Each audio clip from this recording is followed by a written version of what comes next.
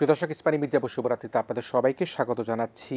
আজ আমরা যে বিষয় নিয়ে কথা বলবো, হাদির শেষ বিদায় ও বর্তমান রাজনৈতিক প্রেক্ষাপট নিয়ে কথা বলবো। এই বিষয়ে কথা বলবার জন্য আমাদের সাথে অতিথি হিসেবে রয়েছেন বাংলাদেশ জাতীয়তাবাদী দল বিএনপি থেকে লক্ষ্মীপুর এক আসনের ধানের শীষের মনোনীত প্রার্থী বিএনপি নেতা জনাব সাদাত হোসেন সেলিম রয়েছেন আমাদের সাথে অত্যন্ত একজন নির্মহ আলোচক, রাজনৈতিক বিশ্লেষক ও চর্চা.কমের সম্পাদক সিনিয়র সাংবাদিক সোরাফ হাসান রয়েছেন আমাদের সাথে। ধন্যবাদ আপনাকে। প্রিয় দর্শক, আমরা কথা বলবার আগে একটু জানিয়ে রাখি, সেটি হচ্ছে যে আমরা শেষ বিদায় জানিয়েছি হাদিকে, এবং ওসমান হাদির এই বিদায়ের যখন ঘণ্টা বাজে ঠিক সে সময় কিন্তু প্রধান উপদেষ্টা সেখানে আমরা বলতে পারি তার যে হৃদয় থেকে যে মন্তব্য দিয়ে তিনি তার ভাষণ দিয়েছেন, এবং জাতীয় সংসদ ভবনের দক্ষিণ প্লাজার লাখো মানুষের অংশগ্রহণের জানাজা শেষে আমরা দেখেছি ঢাকা বিশ্ববিদ্যালয়ে কবি নজরুলের কবরের পাশে তাকে সমাহিত করা হয়েছে। মাননীয় প্রধান উপদেষ্টা তার যে আবেগ আপ্লুত বক্তব্য, সে বক্তব্য দিতে গিয়ে তিনি বলেছেন, তোমাকে আমরা বিদায় দিতে আসেন, আমি কোট আনকোট করে বলছি, তুমি আমাদের বুকের ভিতরে আছো এবং বাংলাদেশ যতদিন আছে তুমি সকল বাংলাদেশির বুকের মধ্যে থাকবে, এটা কেউ সরাতে পারবে না। অন্যদিকে কিন্তু আমরা দেখেছি যে মির্জা ফখরুল ইসলাম আলমগীর এবং জামায়াত ইসলামের পক্ষ থেকেও কিন্তু একই ধরনের বক্তব্য করা হয়েছে, এবং হাদির এই ধরনের ঘটনাকে তীব্র নিন্দা করেছে। এবং এই নিন্দার প্রেক্ষাপটে আমরা দেখেছি সকল শ্রেণী পেশার মানুষ যারা অংশগ্রহণ করেছে, রাজনৈতিক দলগুলো, ফ্যাসিস্ট বিরোধী রাজনৈতিক দল ছাড়া বাকি সব দলের নেতৃবৃন্দ সে জানাজা অংশগ্রহণ করেছে। হাদির শেষ বিদায়টাকে আপনি একজন রাজনীতিবিদ, দীর্ঘদিন থেকে রাজনীতি করছেন, সাদাত হোসেন সেলিম ভাই, আপনি কীভাবে দেখছেন? ধন্যবাদ আপনাকে। আসলে তো যে কোনো বিদায় কষ্টের, এবং বিশেষ করে যে শরীফ ওসমান হাদি যেভাবে গুলিবিদ্ধ হয়ে মারা গেছেন, সেটা আমাদের প্রত্যেকের হৃদয়কে একদম ব্যথা দূর করেছে। আমরা প্রচণ্ড রকমের কষ্ট পেয়েছি। এই শরীফ ওসমান হাদি সে খুবই স্পষ্টভাষী ছিলেন, ভালোভাবে কথা বলতেন, খুব ঝাঁঝালো তার বক্তব্যটা ছিল, যা বিশ্বাস করতেন অকপটে সেটা প্রকাশ করতেন। এবং ধরেন সে জানতো যে তার মৃত্যুর যেটা ঝুঁকি আছে, তার এই ঝুঁকি নিয়েও সে সত্য কথা বলতে অথবা ফ্যাসিস্টের বিরুদ্ধে কথা বলতে কোনো সময়ই আপনার দ্বিধান্বিত ছিলেন না, এবং কোনো সময় তিনি পিছপা হননি, একা একা ঘুরেছেন। এখন তাকে আপনার অত্যন্ত সুপরিকল্পিতভাবে যেভাবে মারা হয়েছে, সেটা খুবই আতঙ্কজনক বিষয়টা। এবং এই আতঙ্কজনক বিষয় নিয়ে আমরা খুবই মর্মাহত। আসলে যেভাবে তার মাথার এক পাশ দিয়ে গুলি ঢুকে আরেক পাশ দিয়ে বেরিয়ে গেছে, আমাদের আসলে জানা হয়ে গেছে যে তাকে বাঁচানো অনেকটা অসম্ভব ব্যাপার, অলৌকিক কিছু না ঘটলে।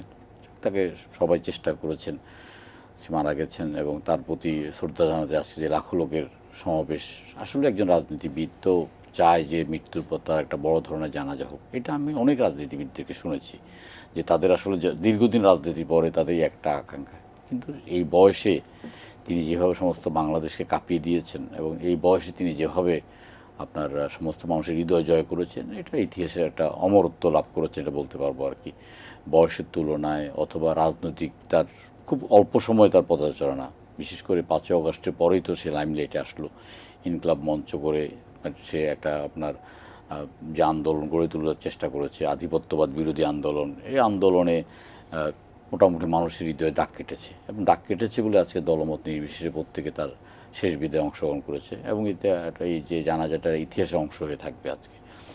শুধুমাত্র যে ঢাকা শহরের লোকজন না, সারা বাংলাদেশ থেকেই অনেকে এসছে, আশেপাশের জেলাগুলো থেকে তো এসছে তাকে জানাজা, এবং তিনি যেখানে শায়িত হয়েছেন সেটাও তার জন্য একটা চরম ভাগ্যবান বলতে পারেন। আপনার একটা কবি নজরুলের পাশে তাকে, বিশ্ববিদ্যালয় মসজিদের পাশে তাকে ক্যাম্পাসে যেভাবে শায়িত করেছেন শেষ বিদায়ের সময়, সেটাও আমাদের মনে থাকবে আর কি। আমরা আসলে তার বিদায় আত্মার মাগফিরাত কামনা করি, শোকসন্তপ্ত পরিবারের প্রতি সমবেদনা জানাচ্ছি। তার যে ছোট্ট ছেলেটি যেভাবে বাবা করে ডাকছে, সেটা আমাদের খুব হৃদয় ছোঁয়া একটা বিষয় আর কি।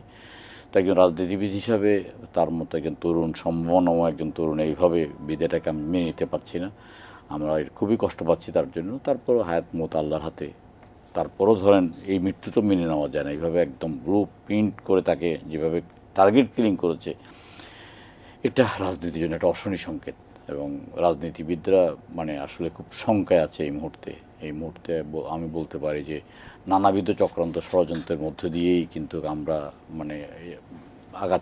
দিন অতিক্রান্ত করছি, এবং এই সংকট এবং এই চরম এই অবস্থাকে অতিক্রান্ত করে একটা সুষ্ঠু নির্বাচনের মাধ্যমে জনগণের সরকার প্রতিষ্ঠা করার যে স্বপ্নটা, এই স্বপ্নটা আমরা করে দেখতে চাই এবং আমরা একটা দৃঢ়চিত্তে সামনের দিকে এগিয়ে যেতে চাই, কিন্তু আমরা মনে করছি যে এটা পদে পদে বাধা বিপত্তি আমাদেরকে অতিক্রান্ত করতে হবে।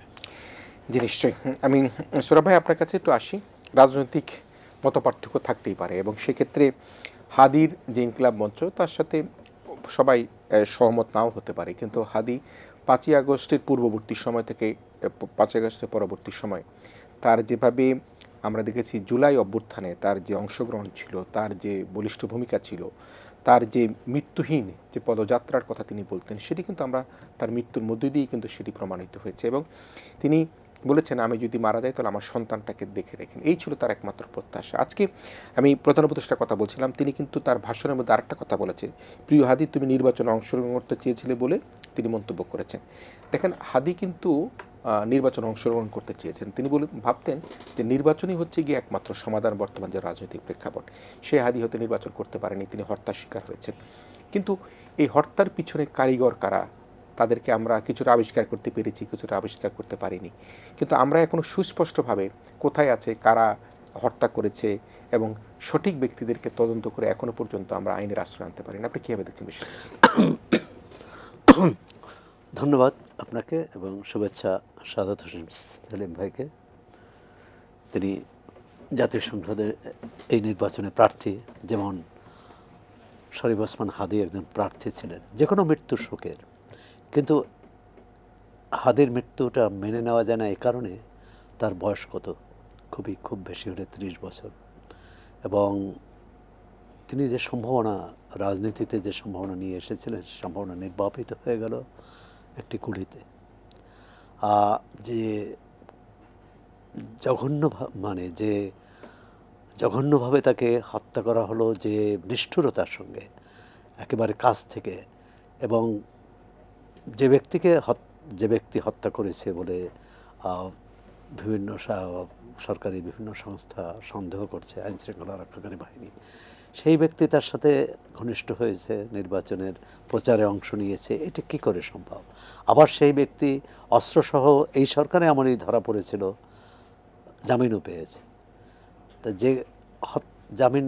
যে হত্যা করতে পারে বা হত্যা ঘটনা ঘটিয়েছে, সে জামিন পেল, কিন্তু গত 16 মাসে কিন্তু অনেকে জামিন পাননি। সাংবাদিক, রাজনীতিক, অন্যান্য পেশার মানুষ। এটি একটি প্রশ্ন যে তিনি কিভাবে তার গতিবিধি সরকারের সংস্থাগুলো লক্ষ্য করছে কিনা, এটি একটি। হত্যা কারা করেছে এটি বের করার দায়িত্ব সরকারের। সরকার এক ধরনের ইঙ্গিত দিয়েছে যে ভারতীয় হাইকমিশনারকে তলব করে যখন বলা হয় যে হাদির হত্যাকারী, তখনও হত্যাকারী হয়নি, মানে তখন হাদি বেঁচে আছে, হত্যাকারী যদি ভারতে যেয়ে থাকে তাকে যাতে ফেরত দেওয়া হয়।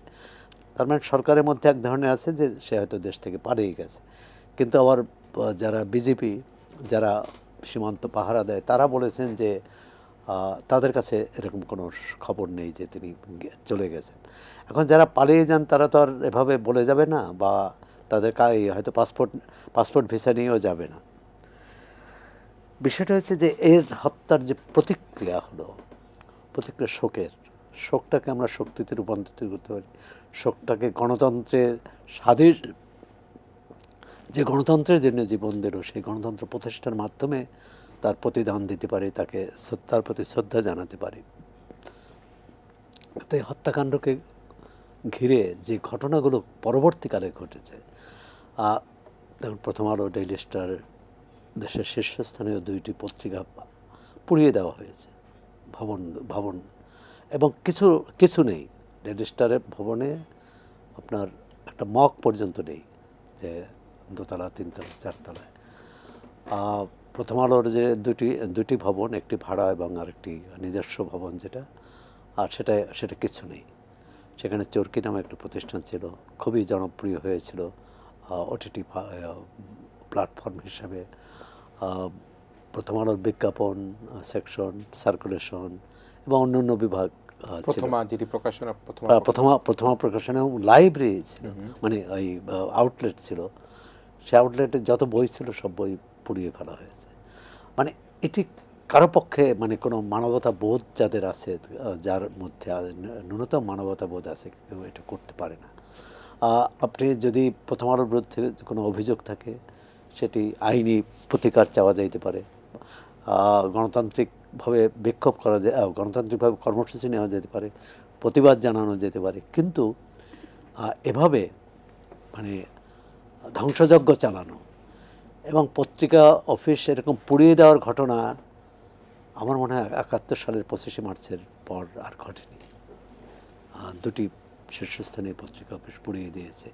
ঘটনাটি কারা ঘটিয়েছে, যে প্রশ্নটি আপনি করেছেন সেই প্রশ্নটি দেশের প্রতিটি নাগরিকের, আর সেটি হচ্ছে যে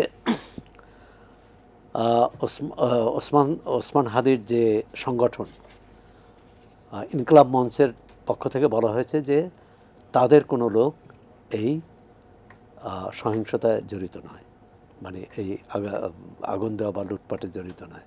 এনসিপি সংহতি জানিয়েছে এই আক্রান্তদের সঙ্গে, তারা ডেইলি স্টার অফিসে গিয়েছে, প্রথম আলো অফিসে গিয়েছে, ছায়ানটে গিয়েছে, উদয়চিতেও গিয়েছে। তারাও সংহতি জানিয়েছে আক্রান্তের পক্ষে এবং তারা নিন্দা জানিয়েছে। বিএনপি তো কঠোর ভাষায় নিন্দা জানিয়েছে, বিএনপি মহাসচিব প্রথমে নিন্দা জানিয়েছে, পরে স্থায়ী কমিটির বৈঠক থেকে এই ঘটনা ধিক্কার জানিয়েছে এবং একই সঙ্গে এটিকে নির্বাচন বানচাল করার ষড়যন্ত্র বলে অভিহিত করেছে। সুতরাং বিএনপিও এর সাথে যুক্ত হওয়ার কোনো কারণ নেই। জামাত ইসলামও এর নিন্দা করেছে। তাহলে কারা করল? সরকারের বের করার দায়িত্ব সরকারের, এটি বের করার দায়িত্ব সরকারের। সরকার সেটি কতটা পেরেছে? ইতিমধ্যে 7-8 দিন হয়ে গেছে, 8-9 দিন হয়ে গেছে, কিন্তু এখনও কিন্তু কোনো আমরা সূত্র পাচ্ছি না যে কারা কিভাবে এই ঘটনা ঘটিয়েছে। শুধু একটাই বলা হয়, প্রধান সন্দেহভাজন তার আত্মীয় স্বজন, বাবা মাকে, আত্মীয় স্বজনকে গ্রেপ্তার করা হয়েছে। প্রথম যে হত্যাকারী কে সেটা কথা বলছেন না? হ্যাঁ, হত্যাকারী কে, এখন এটি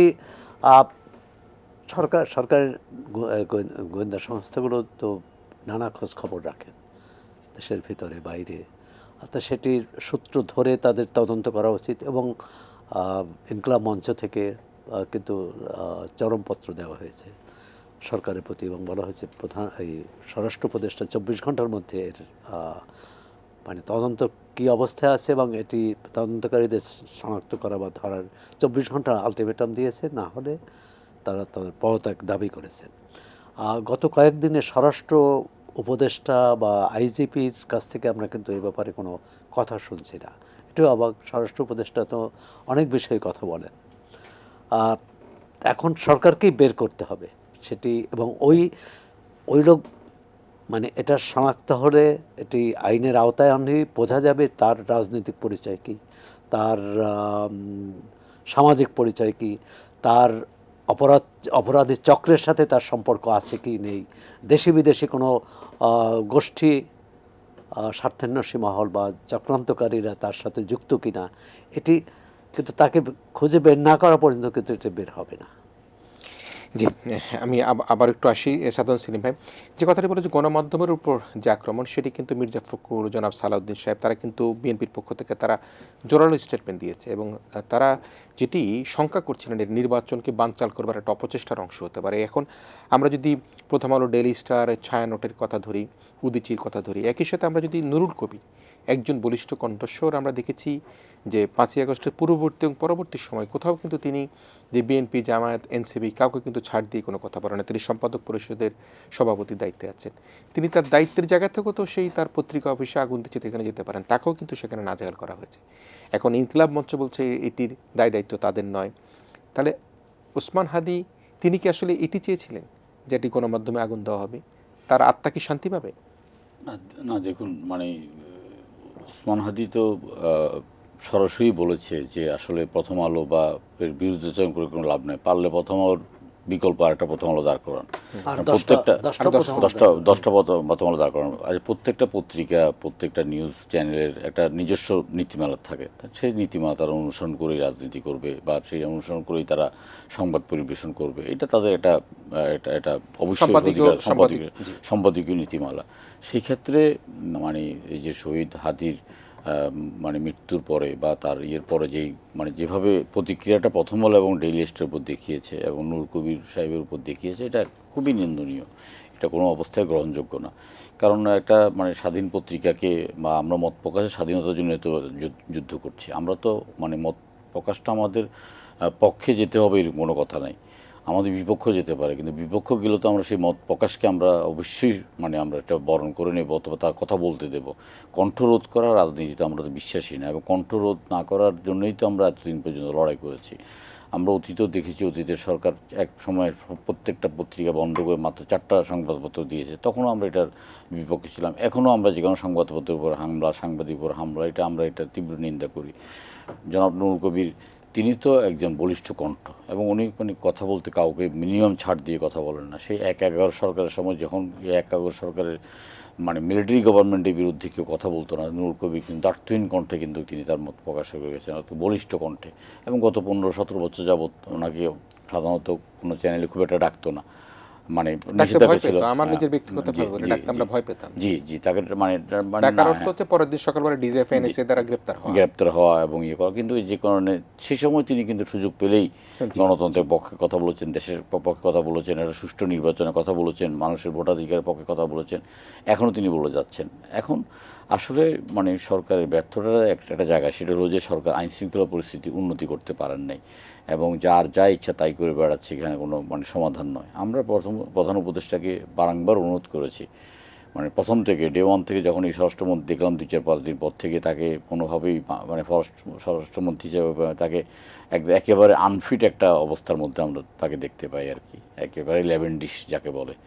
তো সেই লেভেন্ডিশ স্বরাষ্ট্রমন্ত্রীকে সরানোর জন্য, উপদেষ্টা সরানোর জন্য আমরা বারবার বলেছি, তিনি কিন্তু এটা কর্ণপাত করেন নাই। এটা আসলে এটাও মানে মানুষের মনের মধ্যে যে ক্ষোভ, দুঃখ, এটার একটা অংশ। স্বরাষ্ট্রমন্ত্রীর পাশে দাঁড়িয়ে স্বরাষ্ট্রমন্ত্রী পদত্যাগ দাবি করছেন, তো উনি তো নিজের থেকে সরে যেতে পারেন। উনি তো কোনো রাজনৈতিক দলের সাথে সম্পৃক্ত না যে আমি রাজনৈতিক দলের প্রধান, যতক্ষণ আমাকে না সরাবেন ততক্ষণ আমি সরব না, অথবা রাজনৈতিক প্রধানের চাপ আছে যে আমাকে পদত্যাগ না করার জন্য, এরকম অতিথি যেমন আমরা দেখেছি।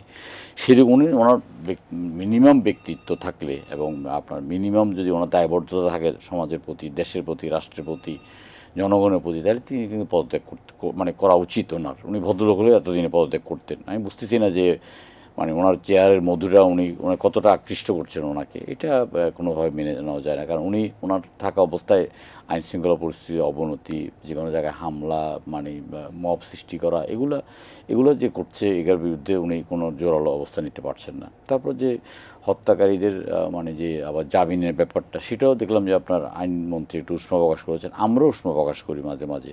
কারণ আসলে কিছু আইনজীবীদেরও নিজস্ব নীতিমালা থাকা দরকার, কিছু বিবেকবোধ থাকা দরকার। অনেক সময় পুলিশ জীবনের ঝুঁকি নিয়ে অথবা অনেক কষ্ট করে একজন অপরাধীকে গ্রেপ্তার করে, দেখা গেল যে তার 24 ঘন্টার মধ্যে তার জামিন হয়ে যায়, 48 ঘন্টার মধ্যে জামিন হয়ে যায়। এই জামিন হওয়াটাও ব্যাপারটা আবার পাশাপাশি অনেক নিরীহ লোক কিন্তু জেলের মধ্যে অন্যায় মামলায়, মিথ্যা মামলায় দিনের পর দিন কারাগারে আছেন, ছোট্ট মামলায় কারাগারে আছেন, তার জামিন হয় না, কিন্তু শীর্ষ সন্ত্রাসীদের জামিন হয়ে যায়। এটাও একটা দুঃখজনক ঘটনা, এটাও মেনে নেওয়া যায় না। তারপরে আমরা তো দেখলাম যে প্রথম আলো এবং ডেইলি স্টারের ব্যাপারে প্রত্যেকটা রাজনৈতিক দল কিন্তু তাদের বক্তব্য ক্লিয়ার করেছেন যে তারা এটার সাথে জড়িত না, অথবা তারা এটাকে মানে কোনোভাবেই সমর্থনযোগ্য না, এবং এটা সমর্থনযোগ্য অবশ্যই না। কিন্তু তারপরেও তো যারা ঘটিয়েছে, এটা তো মানে দুঃখজনক, এবং আমরা আসলে জানি যে কারা ঘটিয়েছেন এবং আমরা বুঝতে পারি, কিন্তু অনেক সময় আমরা নিজেরাও এখন বলতে দ্বিধান্বিত হচ্ছি। যেখানে রাষ্ট্র অসহায়, সেখানে তো আমরা মানে কোন ছাড় আর জ্ঞান। নিশ্চয়ই আমি আপনার কাছে বিরতিতে যাওয়ার সময় হচ্ছে, কিন্তু হঠাৎ করে অনুষ্ঠানের আগে ফেসবুকে একটা বিষয় দেখছিলাম, আমি জানি না সে আলোচনাটা কীভাবে করা যায়। প্রথম আলো, ডেইলি স্টার, ছায়ানট, উদীচী, আমরা সব বিষয় নিয়ে দুঃখ প্রকাশ করছি। বিশেষ করে গণমাধ্যম দুটিতে যখন আক্রমণ হলো, হামলা হলো, সে জায়গার মধ্যে আমার কাছে মনে হয় প্রত্যেকটি রাজনৈতিক দল, জামায়াত ইসলাম, বিএনপি, এনসিপি, প্রত্যেকেই কিন্তু একই রকমভাবে বিষয় নিতে জানে। কিন্তু সরাবা নিশ্চয় আপনার মনে আছে, সংগ্রামের সম্পাদক এবং সংগ্রামে যখন আক্রমণ করা হয়, একজন বৃদ্ধ বয়সী সম্পাদক আবুল আসাদ সাহেবকে যখন সেভাবে একটা মব করে তাকে ধরে নেওয়া হয়, সেই সময়টা কি আমরা প্রত্যেকে নিন্দা জানাতে পেরেছিলাম? আমরা কি সবাই কি কথা বলেছিলাম? সেই জায়গাটাকে আপনি কীভাবে দেখেন? মানে এখন বলবো না, এখন বলবেন এই অংশটুকুতেই। বিষয়টা হচ্ছে যে আমরা গণতন্ত্রকে কিভাবে দেখি। গণতন্ত্র যদি সবার সমান অধিকারের দৃষ্টিতে দেখি, তাহলে কিন্তু সব অন্যায়েরই প্রতিবাদ করা উচিত এবং সব ন্যায়ের পক্ষে থাকা উচিত। অবশ্যই সংগ্রাম সম্পাদক আবুল আসাদের উপর যে ঘৃণ্য ঘটনা ঘটেছে তার নিন্দা জানানো উচিত ছিল। সে সময় সম্পাদক পরিষদ, যদি বলি যে মালিকদের সংগঠন, তারা ব্যর্থ হয়েছে।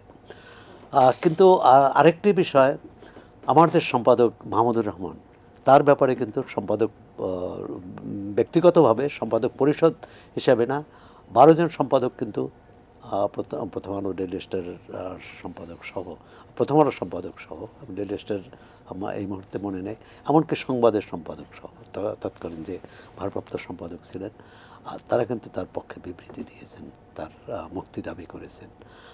সুতরাং একেবারেই যে করেনি তা নয়, আবার তখন যদি না হয়ে থাকে এখন হবে না প্রতিবাদ, সেটাও কিন্তু মানে যুক্তিযুক্ত নয়। এখন হচ্ছে যে আমাদের এই মতাদর্শগত বিরোধ, সেটা কিভাবে ফয়সালা করব, কিভাবে মীমাংসা করব।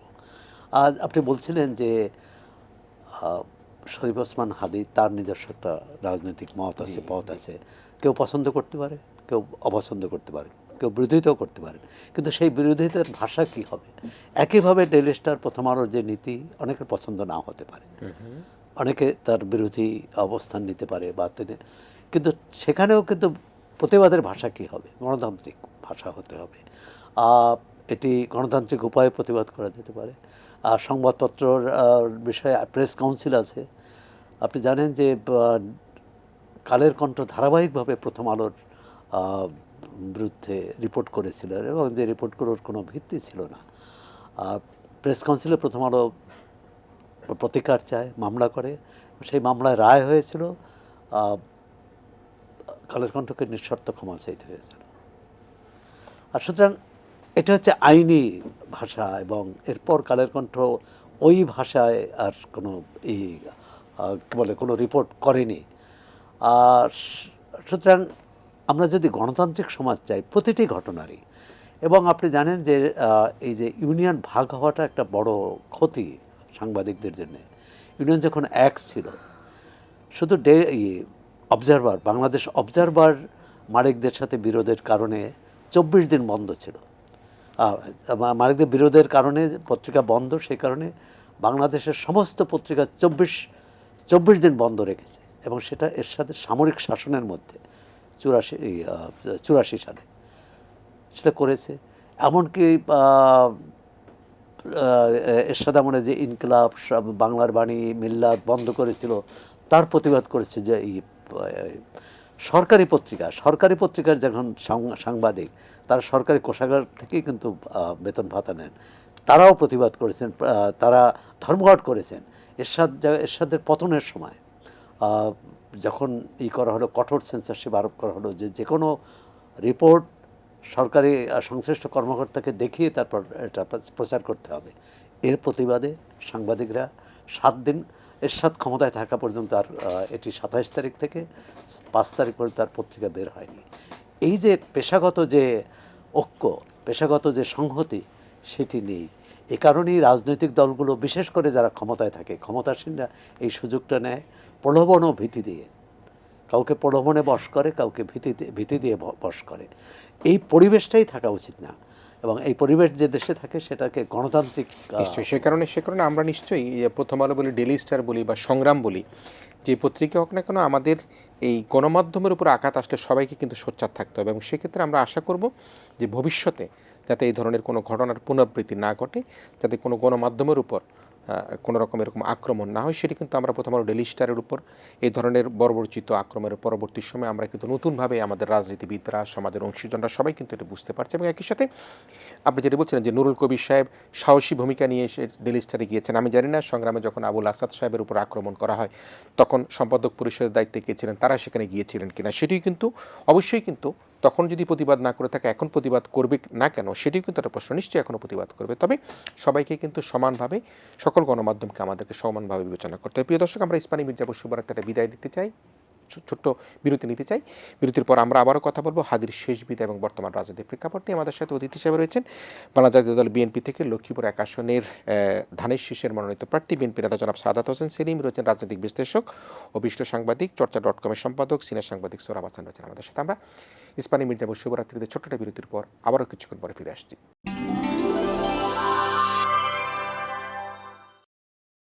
ওসমানী মির্জাপুর শুভরাত্রিতে আমরা ফিরে এসেছি। আমাদের সাথে অতিথি হিসেবে রয়েছেন বিএনপির নেতা সাদাত হোসেন সেলিম, সিনিয়র সাংবাদিক ও চর্চা.com-এর সম্পাদক সোহরাব হাসান রয়েছেন আমাদের সাথে। আমরা হাদির শেষ বিদায় নিয়ে কথা বলছিলাম, একটু বাংলাদেশের রাজনৈতিক প্রসঙ্গে আসি। আমরা একটা বিষয় সবসময় বলে থাকি যে ফ্যাসিস্ট শক্তিগুলি তখনই কিন্তু মাথাচাড়া দিয়ে ওঠে যখন নিজেদের মধ্যে একটা অনৈক্য তৈরি হয়, নিজেদের মধ্যে যখন রেষারেষি পক্ষ বিপক্ষ হয়, তখন কিন্তু সেই ধরনের শক্তিগুলি মাথাচাড়া দিয়ে ওঠে। বাংলাদেশের বর্তমান যে অবস্থা সেটিতে আমরা দেখতে পাচ্ছি যে যদি আমরা প্রধান রাজনৈতিক দল বিএনপি, জামায়াতে ইসলাম বা এনসিপিকে নতুন শক্তি হিসাবে ধরি, প্রত্যেকের মধ্যেই কিন্তু একটি বাহাস বিভিন্ন সময় হয়ে থাকে, কিন্তু তারা প্রত্যেকেই কিন্তু আবার দেখেছে যে ফ্যাসিস্ট বিরোধী আন্দোলনে তারা জোরালো ভূমিকা রেখেছে। এখন ভেস্টেড শক্তি কিন্তু তখনই মাথা চাড়া দেয় যখন নিজেদের মধ্যে গৃহদাহ চলতে থাকে। সে অবস্থার প্রেক্ষাপটেই কিন্তু আমরা দেখতে পাচ্ছি যে হাদির মৃত্যু হলো, হাদি মারা গেল, গুলিবিদ্ধ হলো, অত্যন্ত ঘৃণিত একটি ঘটনা ঘটল। এই সময় বিএনপির ভারপ্রাপ্ত চেয়ারম্যান জনাব তারেক রহমান দেশে আসছেন, তার নিরাপত্তা নিয়ে প্রশ্ন এসছে। 17 বছর তিনি নানা রকম জুলুমের শিকার হয়ে বিদেশে অবস্থান করছিলেন। জনাব তারেক রহমানের ফিরে আসাকে স্মরণীয় করে রাখবার জন্য বিএনপির পক্ষ থেকে নানা রকম আয়োজন করা হচ্ছে, কিন্তু তার নিরাপত্তার বিষয়টাকে সবচেয়ে বেশি গুরুত্ব দেওয়া হচ্ছে। আপনি তারেক রহমানের স্বদেশ প্রত্যাবর্তন, ভেস্টেড গ্রুপের যে ইন্টারেস্ট, বিএনপি, জামাত, এনসিপির মধ্যে এখনও যে ছোটোখাটো বিষয় নিয়ে বিরোধ, সার্বিক বিষয় নিয়ে আপনি কীভাবে দেখছেন? না, আমি আপনার সাথে একমত যে আসলে যখনই আপনার স্বৈরাচার বিরোধী শক্তিগুলোর মধ্যে বিরোধ সৃষ্টি হয় তখনই আবার স্বৈরাচার মাথাচাড়া দিয়ে ওঠে। এটা পৃথিবীর দেশে দেশে ধরনের হয়েছে এবং আপনার বিপ্লবের পক্ষে অথবা গণ অভ্যুত্থানের পক্ষে শক্তিগুলোকে আমরা একত্রিত করতে চেয়েছিলাম সবসময়। আমরা আসলে তাদেরকে এক মঞ্চে চেয়েছিলাম, নানা কারণে হয়ে ওঠে নাই। সেখানে কারো তীব্র উচ্চাকাঙ্ক্ষা, কারো আপনার খুব উস্কানিমূলক আচরণ ইত্যাদি কারণে ঐক্যটা শেষ পর্যন্ত ধরে রাখা যায়নি। তারপরেও আমি মনে করি যে কোনো সংকটে আবার ঐক্যবদ্ধ হওয়াটা একান্ত জরুরি। অন্যথায় কিন্তু আমরা অনেক দিক থেকেই আমরা ক্ষতিগ্রস্ত হব। দেশ ক্ষতিগ্রস্ত হবে, গণতন্ত্র ক্ষতিগ্রস্ত হবে, দেশের স্বাধীনতা সার্বভৌমত্ব ক্ষতিগ্রস্ত হবে। কিছু কিছু প্রশ্নে তো আমাদের মধ্যে একটা জাতীয় ঐক্য থাকা দরকার, প্রয়োজন। আমরা দেখি আমাদের প্রতিবেশী ভারতে যে কোনো একটা গুরুত্বপূর্ণ ইস্যুতে বা বিদেশ নীতির প্রশ্নে তারা কিন্তু এক হয়ে যায় সবাই। প্রত্যেকটা রাজনৈতিক দলের কিন্তু বিদেশ নীতিটা তারা এক এবং অভিন্ন, কিন্তু আমরা যে কোনো নীতি, সেটা স্বদেশ নীতি আর বিদেশ নীতি, আমরা কিন্তু এক হতে পারি না। এটা আমাদের দীর্ঘদিনের কালচার এবং দীর্ঘদিনের দুর্ভাগ্য আমাদের। এর মধ্য দিয়ে আমরা মনে করি যে আসলে আমাদের মধ্যে যে অনৈক্যটা সৃষ্টি হয়েছে এই অনৈক্যটাকে আবার ঐক্যতে নিয়ে আসা দরকার এবং এখানে কিছু কিছু ব্যক্তির এবং কিছু কিছু নাগরিক সমাজ এবং কিছু কিছু সুশীল সমাজের এখানে আমার মাথা ঘামানোটা দরকার যে ঐক্যটা যেন বিনষ্ট না হয় এবং কেউ যেন আপনার তার সীমানাটা লঙ্ঘন না করে। প্রত্যেকটা রাজনৈতিক দলে তার নিজস্ব একটা বাউন্ডারির মধ্যে, সীমানার মধ্যে থাকা দরকার। যখনই সীমানা লঙ্ঘন করা হয় তখনই কিন্তু সমস্যার সৃষ্টি হয়। তো এখন আমরা আশা করব যে ধরনের যে ঘটনাগুলো ঘটছে, হাদির মৃত্যুর পরে যে ঘটনাগুলো ঘটছে, এগুলোকে আসলে লাগাম টেনে টানা দরকার এবং এটার পিছনে দায়ী কে, উস্কানিদাতাকে, কী কারণ উস্কানি দিচ্ছে, এখানে আপনার কোনো বহিঃশক্তির কোনো ষড়যন্ত্র আছে কি না, বা মানে এখানে রাষ্ট্রকে অস্থিতিশীল করলে কার লাভ, এগুলো আমাদের খতিয়ে দেখা দরকার। আমরা তো চাই যে এবং প্রায় ধরুন প্রত্যেকটি রাজনৈতিক দলে চাই যে এখন নির্বাচনটা হওয়া উচিত এবং একটা গণতান্ত্রিক সরকার আসা দরকার। কিন্তু আবার অনেক রাজনৈতিক দল আবার চায় না যে যথাসময়ে নির্বাচনটা বিলম্বিত হলে, প্রলম্বিত হলে তারা কিন্তু তাদের লাভ, তাদের সাংগঠনিক লাভ, তাদের রাষ্ট্রীয় সুযোগ সুবিধা যেটা ভোগ করছে সেই ভোগ করার লাভ। এই কারণে আমরা আবার নির্বাচনটাকে নিয়ে মাঝে মাঝে আমরা শঙ্কা প্রকাশ করছি, অতীতেও বর্তমানও করছি। তারপরেও নির্বাচনী ট্রেনটা যেভাবে চালু হয়েছে আমার মনে হয় এটাকে আর থামানোর সম্ভাবনা কারো আছে বলে মনে হয় না। তো এই মুহূর্তে জনাব তারেক রহমান 25 তারিখে 17 বছর পরে দেশে আসবেন। বিএনপি এটাকে স্মরণীয় করে রাখতে চায়। স্মরণীয় এমনিতে হয়ে যাবে, সেখানে লক্ষ লক্ষ মানুষের অবশ্যই ঢল নামবে এবং মানুষ তাকে বরণ করে নেবে। দীর্ঘদিন পরে আপনার দেশে আসার জন্য তিনি যে সিদ্ধান্ত নিয়েছেন সঠিক সিদ্ধান্ত এবং আপনার সময়োপযোগী সিদ্ধান্ত। কিন্তু যে নিরাপত্তার কথাটা এখন মানে আমাদের হাদি আপনার ওসমান হাদি আপনার ঝাঁঝালো কণ্ঠে কথা বলতেন এবং তার একটা সমর্থক গোষ্ঠী তৈরি হয়ে গেছে। কিন্তু আজকে যারা জানা যায় অংশগ্রহণ করেছে তারা কিন্তু সবাই কিন্তু তার সেই সময় সমর্থক ছিল না, কিন্তু তার মৃত্যুটাকে মেনে নিতে পারছে না বলেই কিন্তু সবাই জানাজা অংশগ্রহণ করেছে, শোক রাষ্ট্রীয়ভাবে শোক পালন করা হয়েছে। ভোটে দাঁড়ালে তিনি হয়তো খুব বেশি ভোট পেতেন না, কিন্তু সেটা তিনি নিজেই বলতেন আমি হয়তো বেশি ভোট পেতেন না, কিন্তু তার রাজনীতিটা যে তিনি তার বিশ্বাসটাকে যে মানে অন্যরা ধারণ না করলেও তার বিশ্বাসের প্রতি যে শ্রদ্ধাশীল ছিল, তার যে মানে বক্তব্যের প্রতি শ্রদ্ধাশীল ছিল, এটা কিন্তু বোঝা যাচ্ছে, এটা কিন্তু বোঝা যায়। সেখানে যে ওসমান হাদি যেভাবে নিহত হলেন তাহলে তার শতগুণ বেশি আপনার নিরাপত্তা সংকট আপনার জনাব তারেক রহমানের প্রতি আমরা অতীতে পিলিভাইনে দুঃখজনক ঘটনা দেখেছি, বেনজির আমরা ভুট্টোকে দেখেছি। আমরা পাকিস্তানে দেখেছি। তো সেক্ষেত্রে আমরা সরকারের কাছে দাবি জানাবো যে আসলে তারেক রহমান, আমরা ইন্ডিয়াতে দেখি যে বিভিন্ন রাজনৈতিক দলের নেতাদেরকে মানে জেড ক্যাটাগরি নিরাপত্তা দিচ্ছে, কারো ব্ল্যাক ক্যাটাগরি নিরাপত্তা দিচ্ছে, কারো ইয়েলো ক্যাটাগরি নিরাপত্তা দিচ্ছে, এক একজনকে এক রকম যার যেরকম ঝুঁকি সেই হিসাবে নিরাপত্তা দিয়ে থাকেন ভারতের দলের বিভিন্ন রাজনৈতিক দলের নেতাদেরকে। আমাদের দেশে যে ধরনের কোনো কিন্তু সরকারের পক্ষ থেকে করা হচ্ছে না, এবং প্রার্থী যারা আছেন তাদেরকেও কিন্তু কোনো নিরাপত্তা দেওয়ার ব্যাপারে আমি সরকারের বা নির্বাচন কমিশনের কোনো পদক্ষেপ দেখছি না। এই মুহূর্তে আমরা দাবি করব যে মানে যেহেতু তারেক রহমান অত্যন্ত গুরুত্বপূর্ণ বর্তমান রাজনৈতিক সময়ে, রাজনৈতিক প্রেক্ষাপটে, এবং তারেক রহমানের জন্য আপনার সরকারের পক্ষ থেকে সর্বোচ্চ নিরাপত্তা বিধান করা উচিত। মানে এখানে তারেক রহমানকে যদি SSF দেওয়া হয় তাহলে মানে রাষ্ট্রের তো কোনো ক্ষতি নেই, বরঞ্চ রাষ্ট্রের লাভ, বরঞ্চ রাষ্ট্রের লাভ যে এটা গণতান্ত্রিক উত্তরণের এই প্রেক্ষাপটে তারেক রহমান নিরাপদে বাংলাদেশে এসে নিরাপদে নির্বাচনী প্রচারণা চালানোর জন্য যদি রাষ্ট্রই দায়িত্বটা নেয়, তাইলে সেখানে একটা সুষ্ঠু গণতন্ত্র, মানে এটা অনাকাঙ্ক্ষিত কোন ঘটনা থেকে গণতন্ত্র থেকে রাষ্ট্র বেঁচে যাবে, আমরা বেঁচে যাব, দেশ বেঁচে যাবে, সব কিছুই বেঁচে যাবে। এবং ওনাকে আসলেই মানে এই মুহূর্তে যেই মানে সংখ্যা তৈরি হয়েছে, ইতিমধ্যে আমরা অনেককেই দেখছি মানে খুব শঙ্কা করছে। যেমন আমাদের প্রত্যেক দিনে বিভিন্ন সুরে টেলিফোন করে কথা বলে যে নিজের নিরাপত্তা জোরদার করার জন্য, নিজকে আরও ইয়ে করার জন্য। কিন্তু আমরা আসলে ধরেন যারা রাজনীতি করি তারা তো এগুলো মানে এগুলো খুব একটা কেয়ার করি না।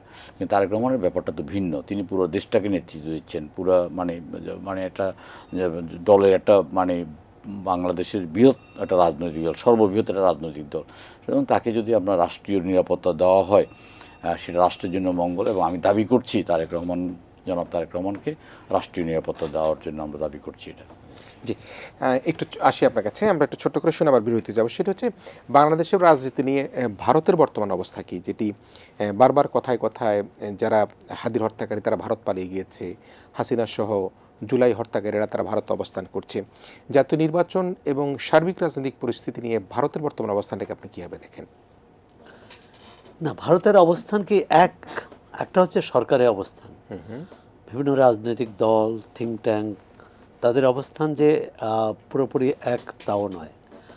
ভারতে কিন্তু এই যে দলের সাথে সম্পর্ক বা ব্যক্তির সাথে সম্পর্ক মোদী সরকারের, এর কিন্তু সমালোচনাও আছে, বিশেষ করে বিভিন্ন থিঙ্ক ট্যাঙ্ক, বিরোধী দল, কংগ্রেস। তবে তাদের একটা ব্যাপারেই আছে, যেমন সাবেক প্রধানমন্ত্রী শেখ হাসিনার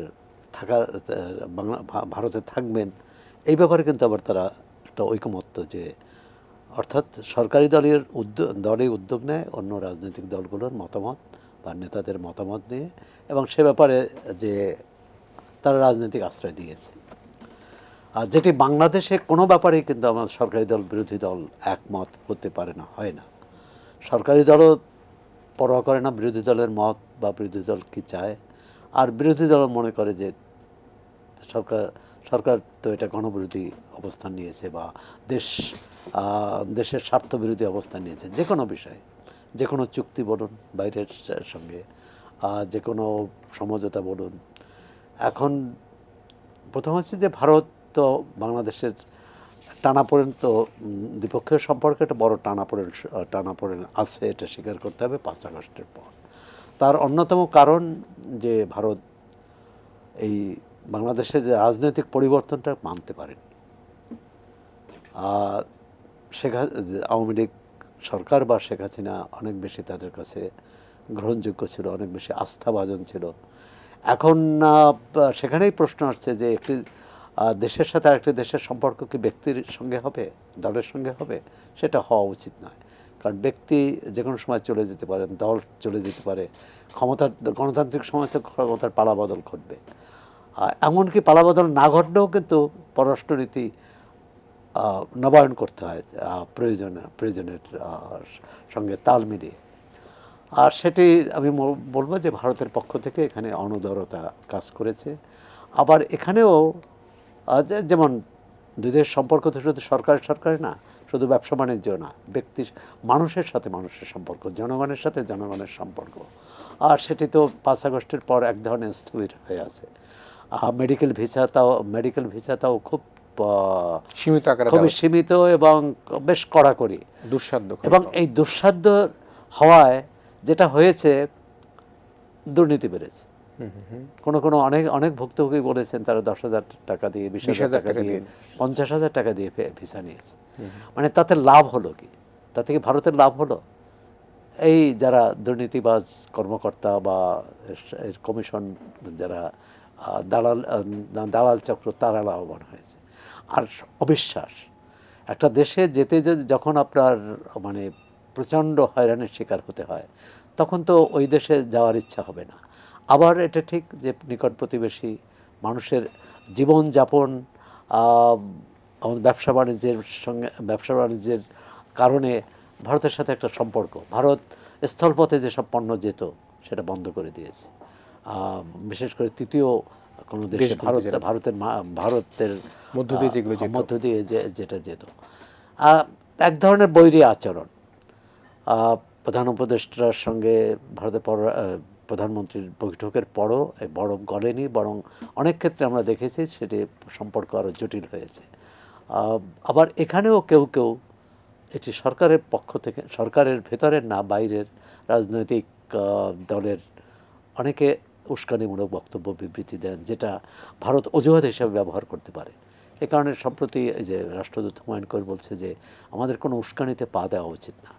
ভারত হয়তো ভারত যদি চায়ও যে একটা এই গোলযোগটা স্থায়ী থাকুক, আমাদের উচিত এটা না থাকুক, তবে সেটি সমতার ভিত্তিতে, সেটি সম অধিকারের ভিত্তিতে, সেটি ন্যায্য অধিকারের ভিত্তিতে, এবং কোনোভাবেই যে সীমান্তে গোলাগুলি হওয়া বা বাংলাদেশি বলে প্রকৃত ভারতীয় নাগরিককে এপারে সীমান্তের এপারে ঠেলে দেওয়া, এবং অনেকে দিয়েছে, এবং আদালত পর্যন্ত করেছে যে পরে প্রমাণিত হয়েছে যে না, ভারতের নাগরিক একজন ভদ্রমহিলা। তো এই তো আছে। এখন আমরা কূটনৈতিকভাবে এক হচ্ছে যে ভারত একটা বড় দেশ, অর্থনৈতিকভাবে বড় দেশ, পৃথিবীর 4টি বড় অর্থনীতির একটি ভারত, যুক্তরাষ্ট্র, রাশিয়া, চীন এবং তারপর ভারত। আর সেক্ষেত্রে আমাদের কৌশলীও হতে হবে। আমাদের তৈরি পোশাক শিল্প যে সবচেয়ে বড় বাজার বিশ্বে, আর সেটার কিন্তু অনেক কাঁচামাল ভারত থেকে আসে। হ্যাঁ, আমরা ভারত না দিলে অন্য দেশ থেকে আনতে হবে।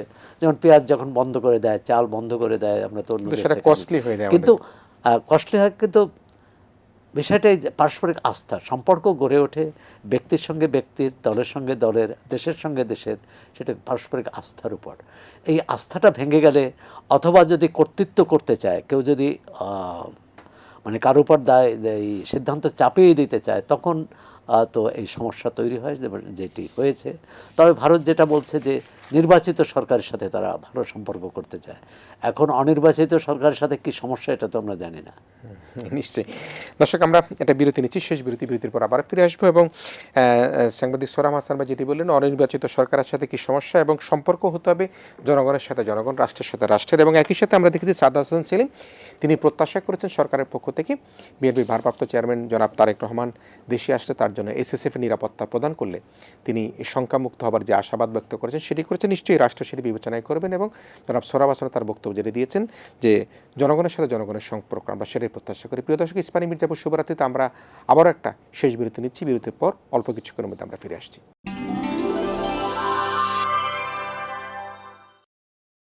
ইস্পানী মির্জাপুর শুভরাত্রিতে আপনাদেরকে আবারও স্বাগত জানাচ্ছি। আমরা শেষ বিরতির পর আলোচনায় ফিরে এসেছি। বিএনপি নেতা সাদাত হোসেন সেলিম, সিনিয়র সাংবাদিক, চর্চা.com-এর সম্পাদক সোহরাব হাসান রয়েছেন আমাদের সাথে।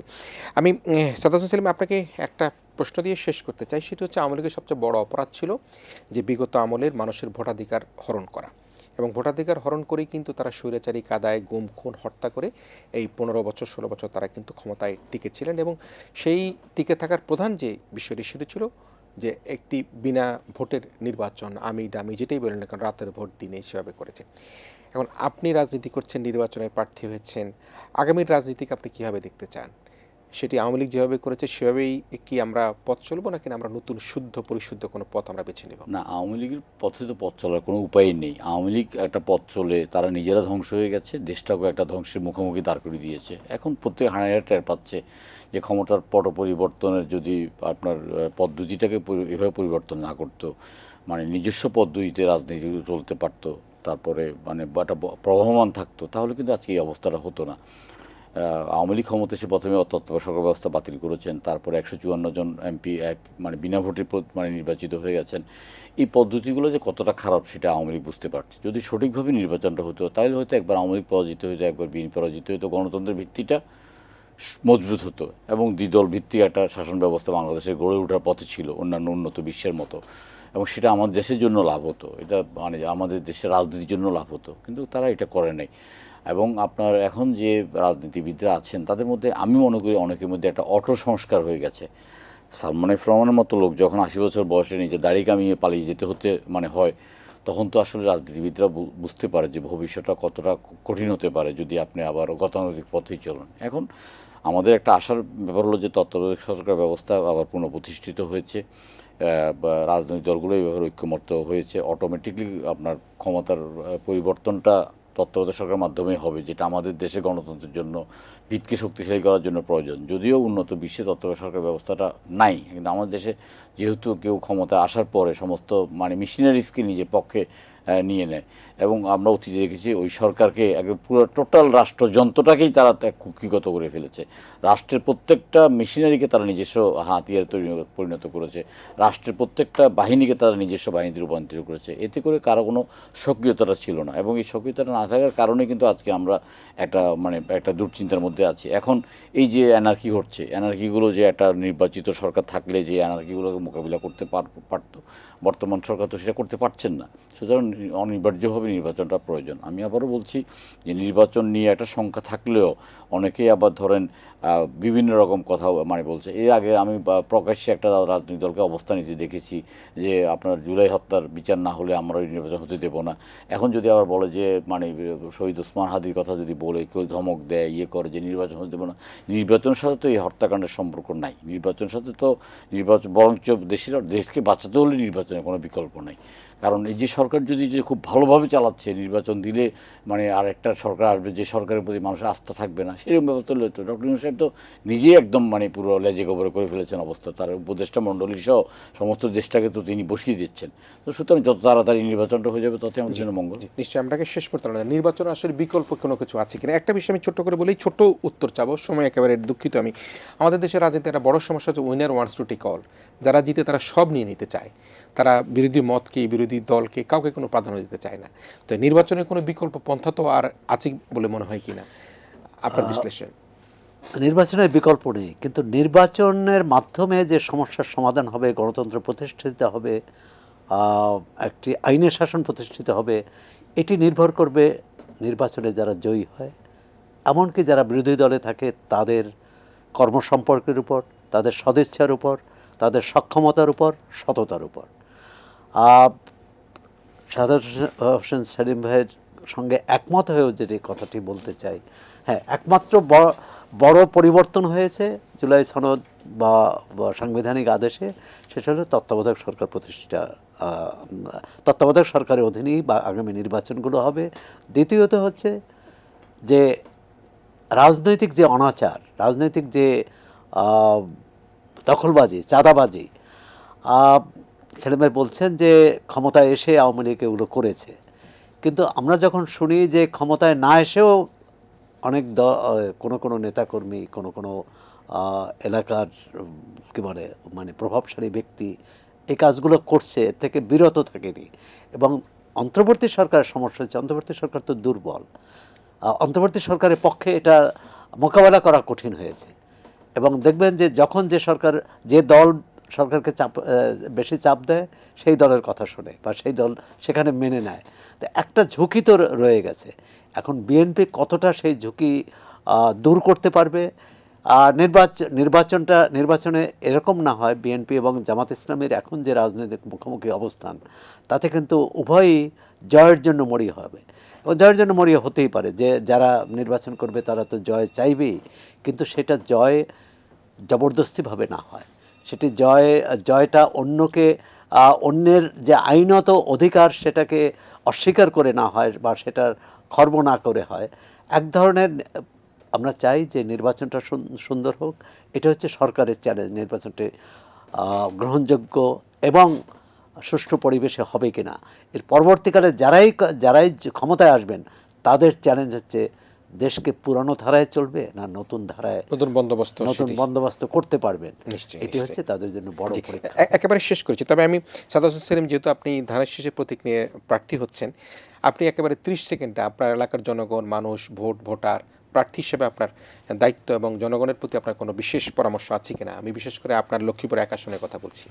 না জি, আমি তো মানে নির্বাচনে আপনার এলাকার করছি। ভোটারদের উদ্দেশ্যে যদি কিছু আমার এলাকার ভোটারদের উদ্দেশ্যে আমি বলতে চাই যে আসলে আপনার গত 17 বছর আমাদের এলাকাতে কোনো উন্নয়ন হয়নি। যারা সংসদ সদস্য নির্বাচিত হয়েছেন তারা নিজেরা নিজকে নিয়ে ব্যস্ত ছিলেন, এলাকার উন্নয়নের প্রতি কোনো মানে ন্যূনতম কোনো দায়িত্ব পালন করেননি। আমি নির্বাচিত হলে আমাদের এলাকার যে অবকাঠামোগত সমস্যা আছে, আইন শৃঙ্খলার সমস্যা আছে, মাদকের সমস্যা আছে, বেকারত্ব সমস্যা আছে, এগুলো দূরীভূত করার জন্য সম্পূর্ণ সচেষ্ট থাকবো এবং আমি সে ওয়াদাও দিচ্ছি যে আমি আমার সর্বোচ্চ মানে নিয়োগ করব, নিয়োজিত এটি করব। কিন্তু রেকর্ডেড হচ্ছে, কিন্তু আপনি এটা আপনি কিন্তু- জনগণের কাছে ওয়াদা করছেন জি, এবং এটা সেখানে ওয়াদা, এটা বন্যা কবলিত এলাকাও বোধহয় আপনার এলাকায় খুব সম্ভব পানি উঠে পানি উঠে পানি নামে, এটা জি, আছে। জি, তারপরে আবার মানে অবকাঠামোর সমস্যাটা অনেক রাস্তাঘাটের সমস্যা সমস্যা আছে। কোনো বড় মিল কলকারখানা নাই, সবাই কিন্তু চাকরির উপর নির্ভরশীল এবং কৃষির উপর নির্ভরশীল। ইনশাল্লাহ আমরা নির্বাচিত হতে পারলে এবং আমাদের দল ক্ষমতায় আসলে আমরা অবশ্যই আপনার এলাকায় বাল্য বিবাহটা কিন্তু বেশ একটা চ্যালেঞ্জ আছে।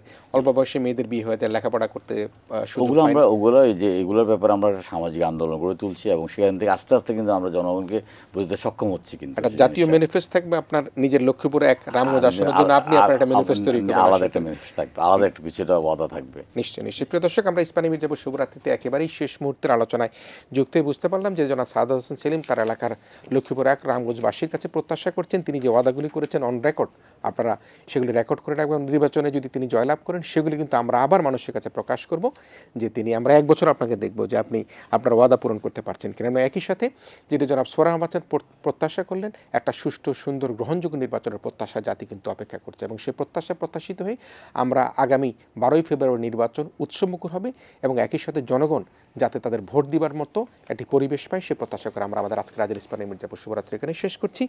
জনাব সাদাত হোসেন সেলিম, বিএনপি নেতা, আপনাকে এবং সিনিয়র সাংবাদিক সোহরাব হাসান, চর্চা.com-এর সম্পাদক, আপনাকে ধন্যবাদ জানাচ্ছি। প্রিয় দর্শক, আপনারা ভালো থাকবেন, সবাই মিলে ভীষণ ভালো থাকবেন।